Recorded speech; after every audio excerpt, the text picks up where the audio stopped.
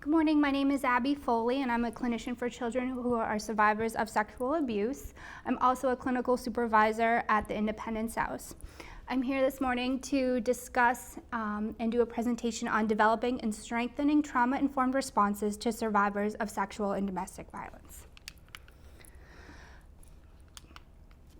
So just an overview of the presentation. We're going to review what is trauma, the neurobiology of trauma, trauma responses to survivors of sexual and domestic violence, trauma-informed responses, and then also I'm going to go over some case scenarios at the end. Okay, so what is trauma? Trauma is experiences that are emotionally painful, intense, and distressing that can overwhelm an individual's capacity to cope. One person's trauma is another person's irritating event. So what might be traumatic for me might not be traumatic for you. Trauma is also subjective. There's also a sense of powerlessness with regards to a traumatic event. The powerlessness is that a person's experience is a primary trait of traumatization.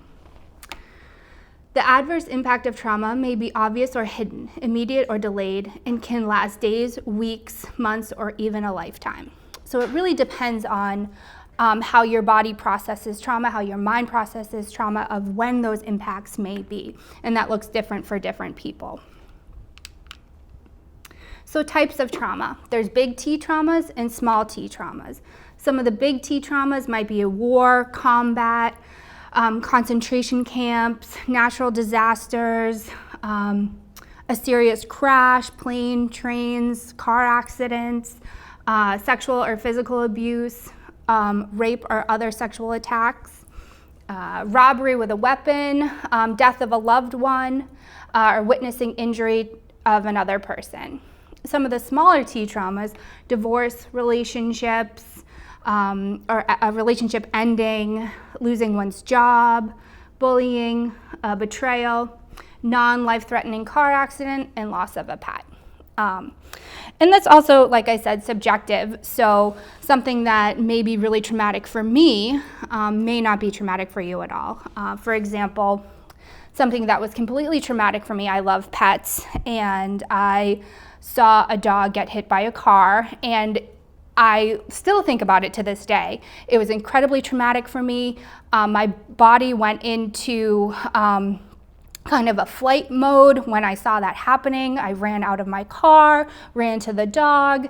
My heart was racing. I started crying. I couldn't focus. I had to, not go to work that day because I had a huge traumatic response to that specific event where, to someone else that might not be as significant.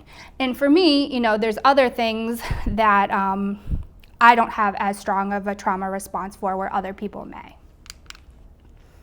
So how much is too much trauma? It really depends. It's all relative. You have an internal capacity to cope with trauma, and people have different abilities to do so. There's also external resources that factor into how you can cope with trauma or how one can cope with trauma. Also co-occurring life events, if you have a history of complex trauma, meaning that you've gone through traumatic events for a longer period of time, it could go either of two ways, where you have developed your ability to cope, or it sometimes gets to the point where you cannot cope any longer. Also, it depends upon the time span in between the different traumatic events. Sometimes if there's so many in a small consecutive amount of time, that really overwhelms the body's ability to cope with trauma. And sometimes small traumas can develop into bigger traumas when they aren't processed. You don't have the time to, heal or cope, or you maybe don't know or have the necessary coping skills to be able to utilize. So trauma causes not only physical and emotional effects, but also psychological as well. So we're going to talk a little bit about the neurobiology of trauma.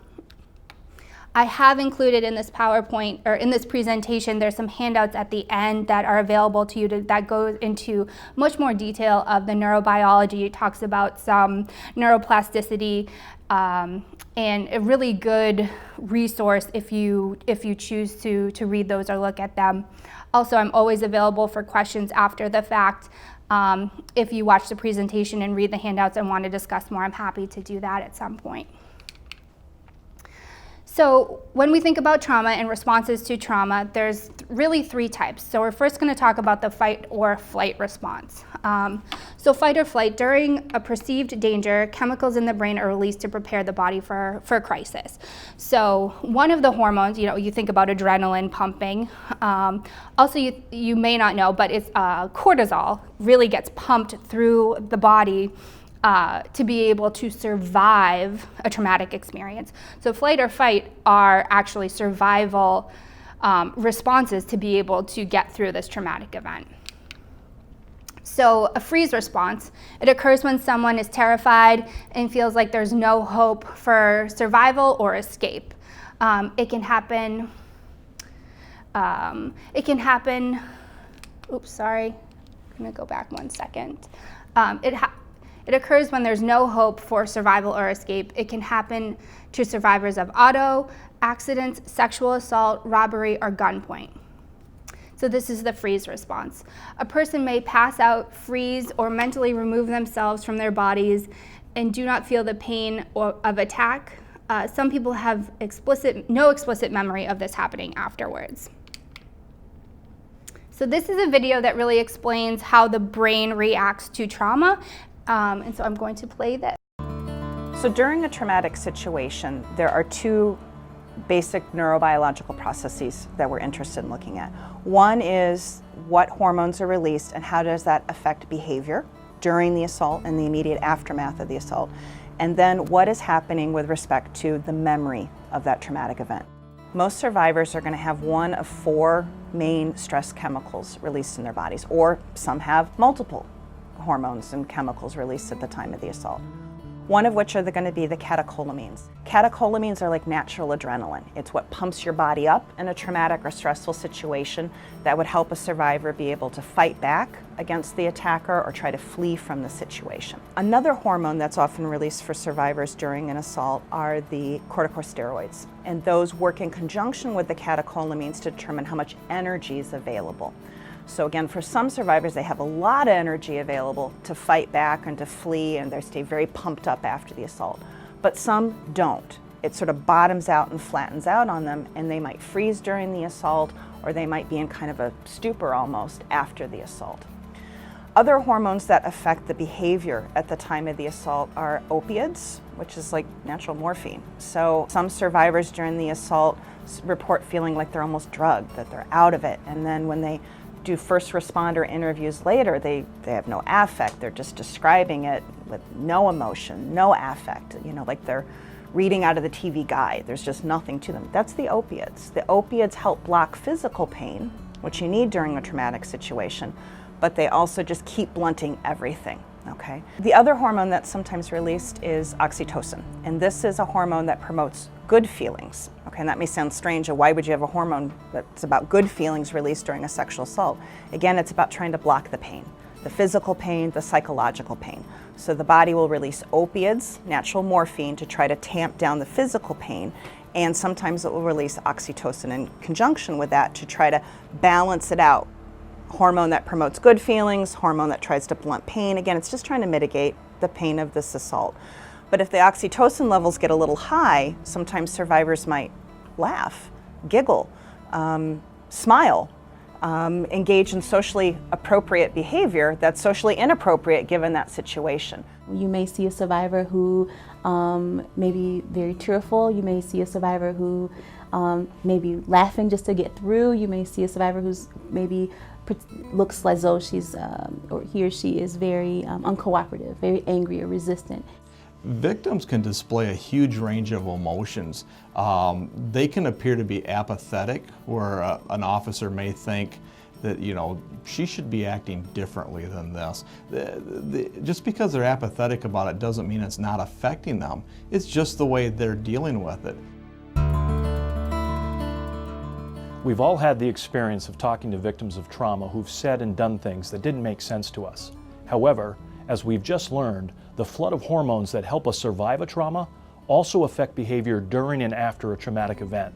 So, what we once may have seen as confusing behavior from victims, we can now understand as actually evidence of trauma.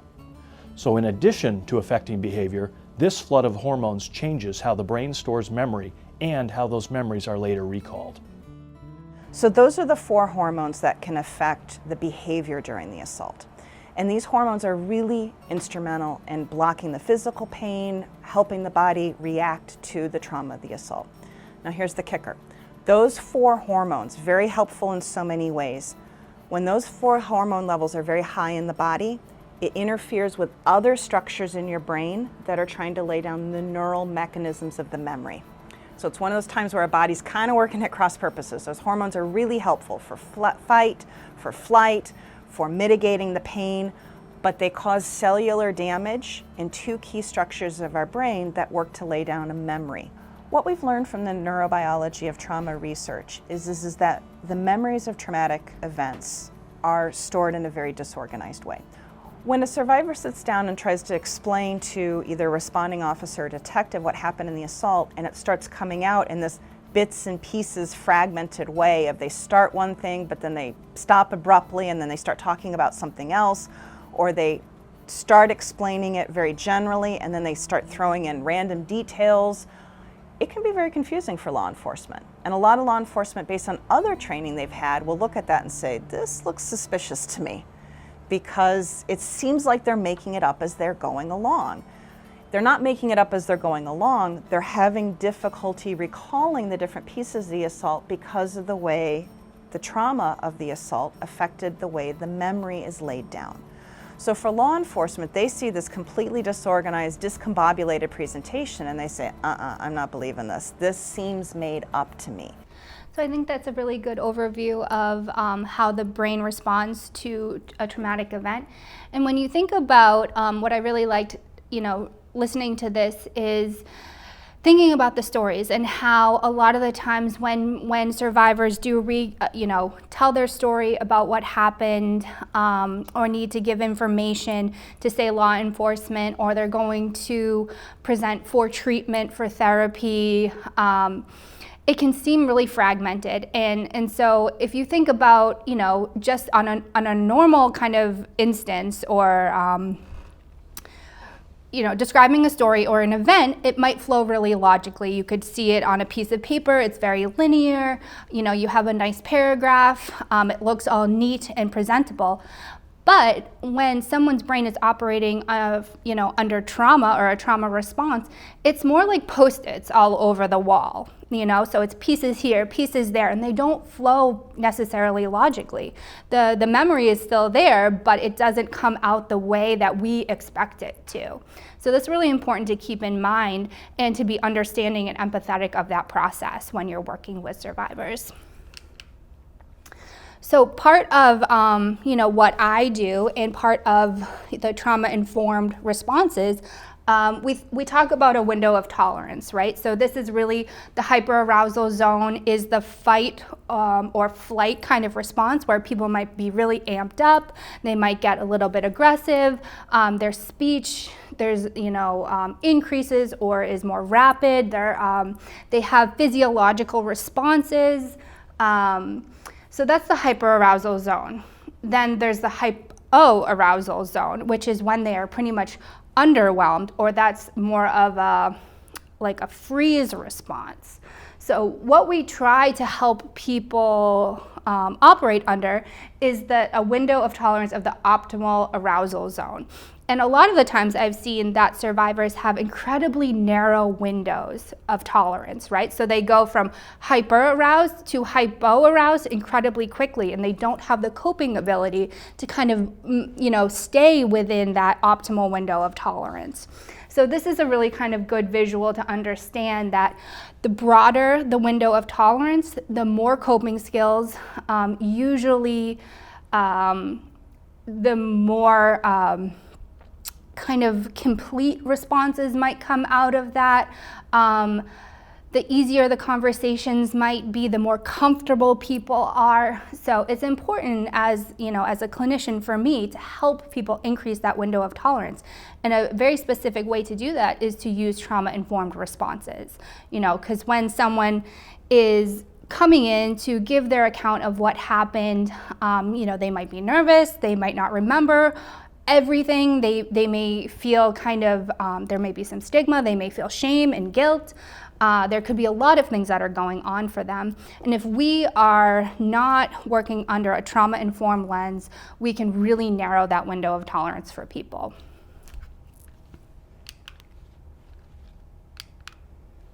Okay, so after a traumatic event, a victim or survivor may act in a number of ways. They might be hyper, irritable, depressed, laughing, crying, confused, indifferent, combative. There can be a whole gamut of emotions or kind of responses that come out of someone who has just undergone a traumatic event. When people are in a state of terror, attention is narrowed and perceptions are altered. Peripheral detail, context, and time and sense fall away, while attention is strongly focused on a central detail in the immediate present. So, for instance, I worked with someone who had been sexually assaulted and couldn't remember a ton of details about it, but she remembered that she was laying on her back and there happened to be a clock on the left-hand side, and she remembered it was 3:22. And that's what really she could focus on. And that detail actually helped to be able to kind of piece the story together and parts of her to be able to, heal through this process. But she couldn't remember, the assailant's face. She couldn't remember exactly where she was, but she could remember concretely that detail of the time. So it's understanding that that this or their behavior has no bearing on their believability. It's easy for us, for people who are maybe not experiencing traumatic events or stressed out at work, right? We're trying to get through the day, we're trying to get the paperwork completed, that the more time it takes and the fragmented and the details that aren't coming, it can be frustrating for us. So we really need to take a step back and make sure that we're operating under a trauma-informed lens, because their believability is true. So the brain under normal conditions, I talked about this a little bit before, but the prefrontal cortex controls the concentration and attention, judgment, logic, reasoning, emotional regulation and expression, the inhibition of inappropriate impulse. So what happens to the prefrontal cortex during an assault is the high stress levels or high stress events result in impact in an impaired prefrontal cortex. So it basically means your brain is just not functioning optimally. So really, when you go into or you're experiencing a traumatic event, your brain goes into survival mode. So when the amygdala feels like it's threatened, stress chemicals are released and it turns off the prefrontal cortex. So really, you're just you're operating under a survival mode where a lot of the details aren't really going to be clear, and your reptilian brain takes control. So an example of this, from our everyday lives is, if you notice when you're watching TV and your show is on and the volume is, at a normal level, but then the commercials come on and they're so much louder, that's actually on purpose. People do that purposefully because the noise, right, it alerts your brain and it activates your brain to look for danger or to scan for danger. So you're hyper focused on whatever that is going on. So, they use that, companies use that as a tactic to get you to pay attention to their ads. So when the prefrontal cortex is offline, we cannot think logically, we can't willfully control our attention, can't really thoughtfully respond to complex or difficult situations. Sometimes we can't remember our values, and it overrides primitive and emotional reflexes. So this is another video. I'm gonna have to go over here. Take this off 1 second.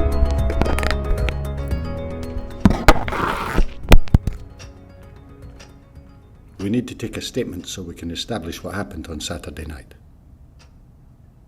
What time did you get back to David's flat? Survivor giving an interview. What time?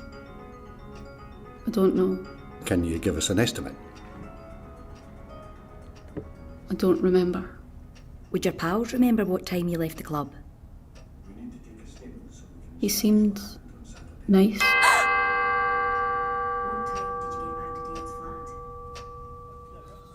She didn't remember much, did she? I know. And now we've got to waste more time on a daft lecture. We know how to deal with victims. We've had years of experience. Well, some of us have had more years than others. I'm in my prime, I'll have you know. That'll be right. Today's session is about trauma. The latest in brain science will help you in your work. I'll start with a tour of the parts of the human brain. The reptilian brain maintains basic bodily functions. The limbic system is also instinctive. It deals with fear and pleasure. For example, you pat a dog, it senses pleasure, and without thinking, wags its tail. The neocortex is the site of logic, imagination, planning, and control. It's more sophisticated, but because it's conscious, it's slower than the older parts of the brain. The amygdala is a key part of the limbic system. It has one job: to sense danger and set off the alarm. When it's a matter of survival, the primitive parts of the brain override the conscious part. There are 3 possible survival responses: fight, flight, or the one that people don't think of, freeze. When the alarm goes off, blood and oxygen are diverted to muscles, adrenaline floods the body, and all systems that are not crucial to survival are switched off. Normally, the job of the hippocampus is to file memories so you can retrieve them later. But in times of danger, it stops filing memories, which makes it harder to gather evidence later on. Instead, the hippocampus switches to pumping cortisol. What's useful about cortisol is it stops us feeling pain, so we can focus on survival. Can anyone give me an example? A farming accident where a man carried his own arm for a mile without feeling any pain? Yes, excellent example. It is an evolutionary safety mechanism which is fast and instinctive. In essence, it's our body's very clever way of protecting us. To recap, an example of the 3 parts of the brain working together. You're standing at a bar. Your reptilian brain is keeping your heart beating. You're enjoying the pleasure of a nice pint with your limbic system. You're using your neocortex to work out if there's time for another before the last train. What could happen to make the amygdala kick in? What if this happened? The way you'd respond would depend not on your logical brain, but on your instinctive brain. Being glassed in a bar would be a traumatic experience. Who can give me another example of an event that can cause trauma? War? Rape? A car crash? Good, yes. Trauma occurs when a person is overwhelmed by something beyond their control. The survival brain takes over the rational brain. It can lead to post-traumatic stress disorder, PTSD, with symptoms that last at least a month. Vicarious or secondary trauma is something you may experience if you deal with incidents such as rape or sudden death, or think of Lockerbie, Dunblane. You're not superheroes. Having a brain makes you all vulnerable to secondary trauma. It's important to understand that when trauma occurs again and again, it can become complex PTSD, such as in domestic abuse or child sexual abuse. The alarm system in the brain becomes jammed. Memories are stuck in the limbic system, so a trigger can set off the alarm. The trigger could be anything: a colour, a smell, a sound, a sensation. Now, the indicators of trauma. What should you be looking out for? Depression. Crying a lot? Yes, that's one response. And at the other end of the spectrum, total numbness. Nightmares? Flashbacks? Stress. Good, yes. And they may feel sick. Also, shame, feelings of guilt, inability to enjoy sex, social isolation, triggers. People often feel overwhelmed by the symptoms of trauma. This can lead to using alcohol or other drugs to block out memories. or self-harm, or dissociation when a person's mind detaches from reality. Indicators can be specific to the type of trauma. Say, dental problems, when someone who was orally abused avoids going to the dentist. A victim of abuse might bond strongly to her abuser. This is known as traumatic bonding, or Stockholm syndrome. And jumbled up memory, when a person's normal recording of memories doesn't work. Can you recall any times you've seen that symptom? What time? I don't know. A traumatised person may not seem like her usual self, or may be hypervigilant, on edge, or being startled by everyday things. Everyone is different. You never know what impact trauma will have. Symptoms can change from day to day. So what does all this mean in practice, in your job? A traumatised person's brain is protecting them, but that normal human response of self-protection can get in the way of evidence gathering. The US military has developed new trauma-informed interviewing techniques that you can use to work around this. Research shows that if someone seems vacant, they could be distracted by their traumatic memories. Try to ground them by asking a simple, non-patronising question such as, "Are you thirsty? Do you want a glass of water?" This can help bring them back to the here and now. Don't expect a logical, linear story. Ask, "What can you recall just now?" Find out what the victim physically felt or saw. Working this way, from the instinctive sensory parts towards the logical parts of the brain, you'll get more results. In conclusion, 4 things for you to take away. Trauma response is the brain in survival mode. Repeated abuse can make trauma symptoms worse. In response to trauma, people will behave in unexpected ways.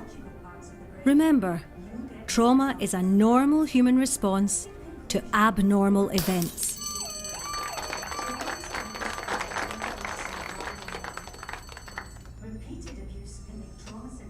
We know that you've gone through a really painful experience, but we need to take a statement to understand what happened on Saturday night.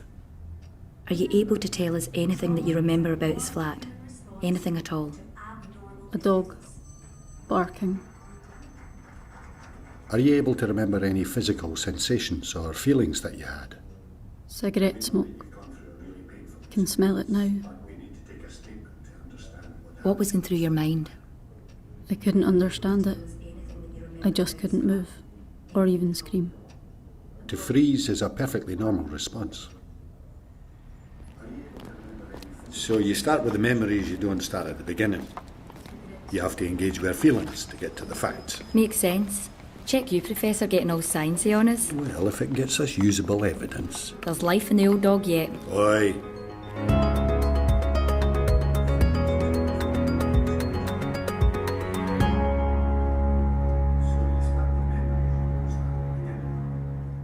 So that was a really good example of someone who, or a survivor who didn't remember all of the details, and the people who were interviewing her really used a trauma-informed response to be able to make her feel comfortable and to be able to make her feel non-judged. So some of our beliefs and expectations. So don't expect survivors or victims to act normal. Trauma is the context in which interactions with victims or survivors take place. So this is an example of the understanding the cycle of domestic violence. So in domestic violence situations, people are living basically in survival mode, and there is this cyclical nature of the abuse that happens during an acute explosion, honeymoon phase, and tension building. So usually the honeymoon phase is the beginning of the relationship. People really, fall in love and or seemingly fall in love. The perpetrator of violence usually uses all these tactics to get someone under their power and control, because as we know, sexual and domestic violence is about power and control, not about love. But the survivor or the victim of this may feel that they are in love, and the perpetrator of this violence may show actions that they may be in love with the person, but it's really about power and control. So usually there's a honeymoon phase that goes into the tension building phase, and then there's an acute explosion. And this just continues to cycle through.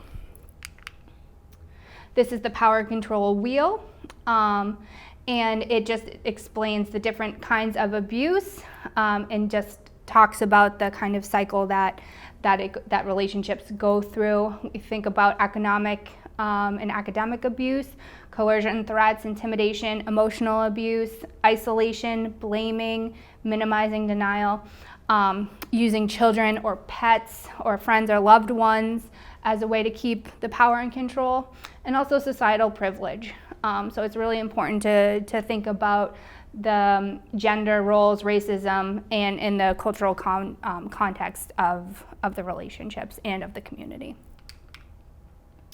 So a lot of people think, and I'm using the pronoun she, because statistically it shows that men are the abusers, but we know women abuse as well. So for the purpose of this, I'm using the pronoun she. So why does she stay? Fear, right? A huge reason why people stay. Another huge reason why people stay is economic reasons. People don't have the funds or ability to leave, especially if there are children involved. Pets are a huge reason why people stay in relationships too, and actually under Massachusetts law, now pets are able to be put on restraining orders, which is a great thing. Not that it happens, but you have the ability to protect your pets as well. So these are some of the reasons people stay. There are so many reasons people stay in abusive relationships, and it's one of the probably least trauma-informed responses, or things that you could say to a survivor is, why don't you just leave? If it were that simple, we wouldn't be here doing this training. So when we think about, why are people staying in abusive relationships, we really maybe should be asking, why does the person abuse, right? Instead of putting the burden or the onus on the survivor, it's really, we should be putting the accountability onto the person who does the battering or perpetrates the violence. So they talked a little bit before in one of the videos about trauma bonding, but trauma bonding is another huge reason of why people stay in abusive relationships. So some of the indicators are intensely grateful for small kindness, feeling that he or she needs me, self-blame for the situation and abuse, believe that they have some control. So trauma bonding is the traumatic bonding occurs due to the cyclical nature of abuse and the emotional roller coaster that the victim goes through due to the abuse. The alternating phase of reward and punishment creates powerful emotional bonds that are hard to change. So there are a lot of people actually who stay in abusive relationships who are not, physically bound or kidnapped or held hostage, but they stay in relationships and they have the so-called freedom to leave, but they can't because they have these trauma bonds. So when we talk about trauma-informed, this is kind of the majority of what we do, right? It's talking about trauma-informed, really operating from a trauma lens with the understanding that the way people act or behave could be a trauma response. Not all the time, but we really want to operate that there could be indicators of trauma, or there could have been traumatic events to have led the person to act a certain way or this particular way. So a trauma-informed approach is based on the recognition that many behaviors and responses expressed by survivors are directly related to traumatic experiences. The Center for Mental Health Services and the National Center for Trauma-Informed Care is a really good resource to also poke around at. As advocates, our role is both to affirm and validate the coping mechanisms that trauma survivors use, and also to support survivors in developing new ways to cope with the impact of trauma. So that was something that goes back to that window of tolerance that I talked about, where our job is to be able to broaden that window to help survivors cope and learn new ways of cope and actually activating those coping skills. As a trauma champion, you think trauma first. When trying to understand a person's behavior, you will ask, is this related to violence and abuse? So that's how really I operate. So what does it mean to be trauma-informed? Acknowledging the widespread prevalence of an impact of traumatic experiences, recognizing the signs and symptoms of trauma, being aware of practices that may trigger or re-traumatize. It's so important to really work and operate from an understanding where we don't want to re-traumatize people. And a lot, in many instances when the court is involved, the criminal justice system is involved, or different institutions are involved, or at the health, at your doctor's office or other providers, you have to tell your story over and over and over again, and that can be incredibly traumatizing for someone. And while you still may have to, or they may have to tell their story a fair amount of times, it's really important to be able to operate under a trauma-informed lens so that you can build, a therapeutic relationship with someone to be able to help them, get through this process. So using, a very simple thing to kind of think about is, a lot of the times, we think about what's wrong with you? Why are you acting that way? That is so not trauma-informed, right? We can make that shift to what has happened to you. And that's a very simple way to use a trauma-informed response. So this is a not so hypothetical interaction with a trauma survivor. So I, as the provider, ready to meet with them, gather information to assist them, like I'm on a timeline, I have deadlines, I want to get out of work. This is my schedule. So they might get agitated, appear unwilling to answer the questions, won't sit down, want to go outside and get some air. So it's really kind of feeling like, oh, they're blowing me off, they're not cooperating, they're being really difficult. That's a really difficult situation, right? It's not going to go very well. So we need to, understand that like a common response from us might be, okay, please calm down, have a seat so I can get some information, right? That is my comfort zone, not theirs. That is all about me, not about them. So I really want to shift that. So what does trauma-informed responses look like, right? So we have to be able to promote safety, trust, transparency, empowerment, and choice. We need to take into consideration cultural and general historical issues, and we need to be as we can, be predictable and be prepared. So some of the benefits of trauma-informed responses. So really it supports healing and recovery. It builds trust and rapport with the police and the criminal justice system. Empowers with information and decision-making opportunities. So it's really important for me to always make my clients that I work with feel like they have a choice. Right? So I want to empower them to choose to share with me as much or as little as they want, to be able to make decisions that they are making under their own, volition, and not feeling like they need to do it because it's going to please me or please someone else. Also, it gets them to be able to be more comfortable, if they are involved with the criminal justice system where they may have to testify, which is an incredibly difficult experience for a lot of survivors. It helps them to be able to get through that process, right? Because as you will hear in a later presentation, it can be incredibly difficult for survivors to go through a trial, having to face their abuser, coming back and forth to court, being able to have to, tell their story a million times. It really can be incredibly difficult.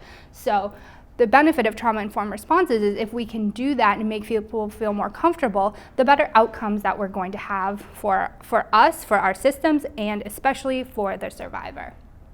So it also facilitates criminal investigations and enhances the likelihood of prosecution.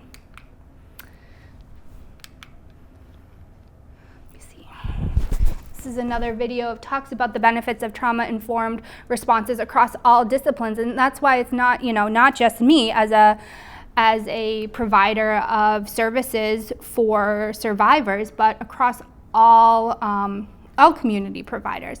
And like it talked about in one of the videos previously, it's so important to be able to, as a culture and a community, to operate under a trauma-informed lens. We're going to have better outcomes, and this is a good example of why it's so important. How can you ask someone about their body? How can you ask somebody about their mind and not recognize their experiences in the world as they're living in that body, as they're thinking and having that mind? It really is about recognizing people as whole beings and not just body parts. To me, that's trauma-informed care.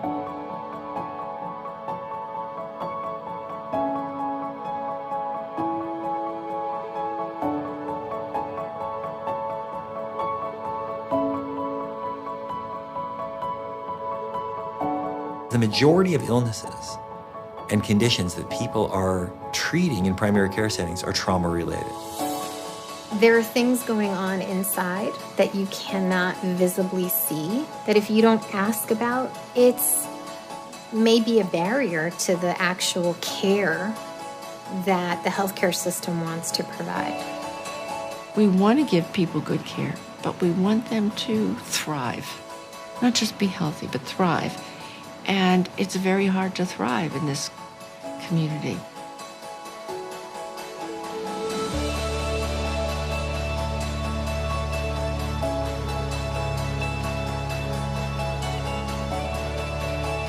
I experienced patients that were behaving in ways that were really stressful, cursing, yelling, really heightened emotions at the front desk, in my office, breakdowns.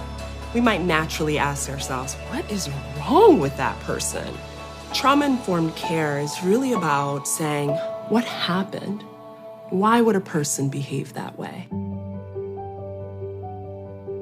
I think one of the biggest frustrations that I've seen from my medical colleagues is frustration. Like, oh my gosh, I keep telling this patient the same thing over and over again. How many times are they gonna come in, not listen to what I recommend, and then have the same symptoms and then keep coming back for the same symptoms?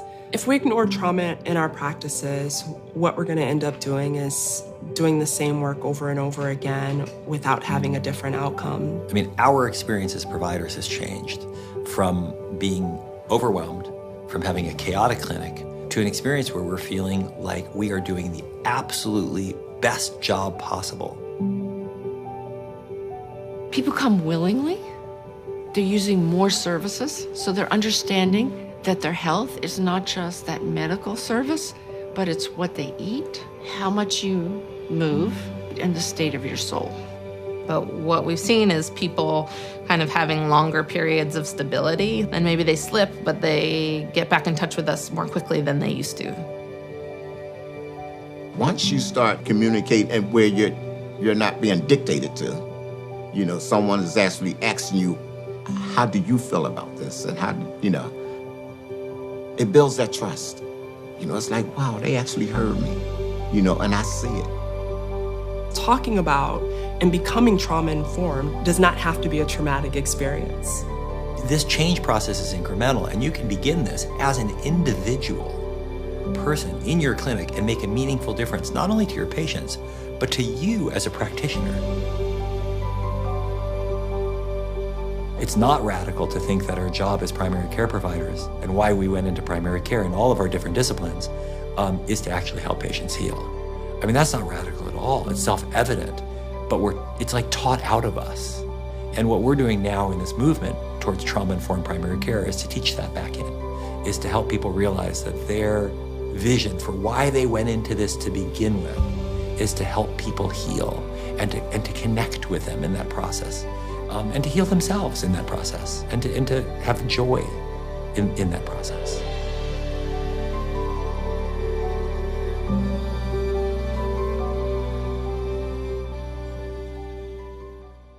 So that video specifically talked about the healthcare industry and how they adopt trauma-informed responses, but it's really, you can apply those principles to any kind of domain, any kind of practice at an individual and as a, organizational level for trauma-informed responses. I think about the way that I just interact with survivors has a huge, I have a huge impact with my trauma-informed responses. And so it is not incredibly burdensome, like the video talked about, to be able to just shift our thinking to deliver trauma-informed responses and have better outcomes. So now I'm just gonna go through a few case scenarios really quickly to talk about some trauma-informed responses that I've been able to deliver, and then also some mistakes that I've made in the process as well. So this, and I will say, all identifying information has been changed, names, details, things like that. So this is a story of Maggie. She has a significant trauma history. 10-year-old girl who was removed from the home due to abuse, lived with, in DCF custody. There was court involved. There's, a huge case that went on where some really significant traumatic events occurred. So she came to me referred from an agency, a different agency for therapy services. And she was really closed off in the beginning, and I did not want to push it. I wanted to make her feel comfortable. Really, my job in the beginning was to just develop that therapeutic rapport with this particular client, and I was able to do so. She had, gone through a forensic interview that hadn't gone very well. And they were looking to be able to gain more information to be able to prosecute in a specific event that had occurred.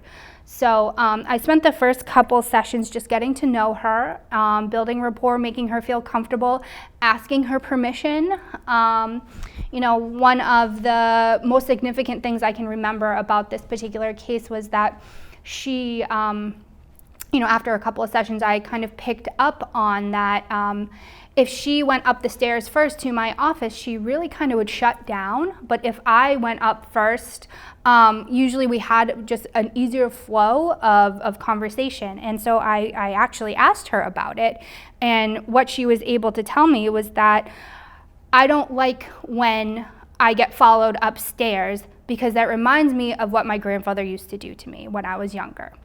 So in that instance, right, I was able to recognize some trauma signs and able to change the way I interacted, because that first interaction, that first kind of walking up the stairs to my office really triggered her. And I didn't know in the beginning, but I was able to ask her about it. And how would I know, right? I'm not a mind reader, but I was able to pick up on the trauma signs and the trauma symptoms that were coming out of that. So after that, we were able to really, dive into what had happened, and she felt comfortable enough to be able to do another forensic interview, was able to give the interviewer a completely detailed, description of what had happened. They were able to indict the person and arrest the person, and will be, going to trial at some point. So this is an instance where I am really working with her specifically on how to just activate her coping skills. We have processed all the trauma, for most of the trauma that she has gone through. But there are instances where, in her everyday life, that she still has trauma responses, right? She's not immune, she's not cured. Things still come up, and she's human, so we still have to work with being able to activate her coping skills. And my job is to really, like I talked about before, broaden that window of tolerance for her. So that was a really great learning experience for me, to be able to kind of pick up on those cues. The next example is Juan. There was substance abuse disorder going on. There's cultural impacts and exposure to domestic violence. So he presented to me with what really kind of looked like maybe an eating disorder and anxiety disorder. And so, there was that kind of this weird interaction he had with food. And so, in the beginning, I kind of was just like, all right, let's see and figure out what's going on. But because I know, I'm operating under the assumption that there's probably some more trauma responses going on, one of the activities that we did was an eco map, right? So this is an example of an eco map, and it's not the one I actually did with him. This is just a example of what it looks like. But we really thought about all of the impacts, all of the systems that impact his life. So, and we really want to, going back to that video that we just watched too, we want to think about the whole person, right? We want to think about all the systems that can possibly impact this particular child. So, after probably about 3-4 months of services, he'd come in every week. I'd have him monitor his anxiety. We really developed, a really good relationship. And I started talking to him about his family and like the situation around when he ate. And so I was able to glean from all of that, that there was a little bit more, right? And this is a really kind of brief overview of it. But I recognized this wasn't necessarily an eating disorder, right? I recognized that this was a traumatic response to something that was going on, and it happened to relate to food. So I was able to talk with him about his cultural views, about how the family ate meals together, what was going on. And, Juan's family is from a Southern American country, and they have a practice that what he thought was getting poisoned. And so what happened was he would eat food that was in a package, no problem. But when it came to prepared meals by his father, he would not eat it. He would have a complete traumatic response, completely shut down, and it was because he thought he was getting poisoned. So that really changed the trajectory of how I worked with him and what we talked about to be able to get through that experience. And if I had just really kind of operated under, okay, this is a eating disorder, I would never have been able to get to the root of the cause of what was going on for this particular child. This is also a really good exercise or intervention to be able to do with any survivor, and it's scalable, right? So you could do it with an adult, a child, an adolescent, and it gives a little key here. So this is a really good exercise to be able to kind of learn more information. It also gives the person you're working with, right, from a clinical sense, the ability to share or not share with you. It gives them the choice and empowers them to share as much or as little as they want. So the last one I was going to talk about is Lisa. She has a lot of DCF custody involvement, exposure to domestic violence. She has experienced systematic oppression. So she comes in, she is pregnant with her 7th child.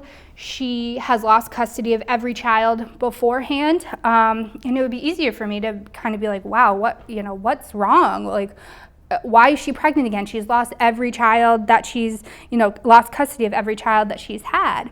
And I think in the very beginning, when I was, a new practitioner, I probably would have maybe thought a little bit about that, and I maybe would have judged her, which I don't like to admit, but that's the truth, right? Until I really have been able to become more trauma-informed, I might operate with that kind of judgmental stance, which is not a good one to, not a good way to operate from.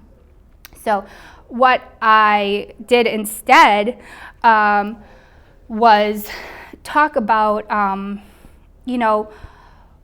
her childhood, like what was going on. Like she was a product of rape, and there was a lot of domestic violence that had gone on in her home growing up, and she was kind of learned, right? She saw what had happened. She'd gotten into abusive relationships herself. And what happened was, instead of actions, from her, she actually was using substances to cope with some of the trauma that she had endured.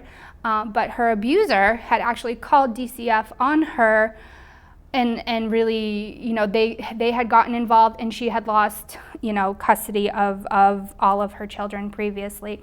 So she was really sensitive to DCF in general, right? So we really didn't even want to talk about that. But she also, some of the terms that would come up, she'd have visitation with her children. And I started using this word visitation, and she would just completely shut down from it. And I recognized that she was doing that. And I she finally was able to tell me I don't like that word visitation. It reminds me of when I was in DCF custody and I had to visit with my mom, and it really makes me feel like a terrible mother. So could you please not use that word? And it didn't go exactly like that. It was a little bit, you know, she swore a few times, and it wasn't as direct as that. But that's really the information that came out of it. So I was like, wow, I really didn't think about that. You know, that's something that I have to be more cognizant of. And after we had that kind of interaction, we were able to really, you know, work through that. And I chose, you know, was able to not use that language. And I actually was able to ask her kind of and help her identify some other things that would trigger her, because she had some really unpleasant interactions with the criminal justice system, with DCF providers and other providers in the community. So I was able to work with her to be able to kind of actively cope when something triggered her. So these are the case scenarios that I talked about and why it's so important to provide trauma-informed responses. I want to end with this concept of trauma champion.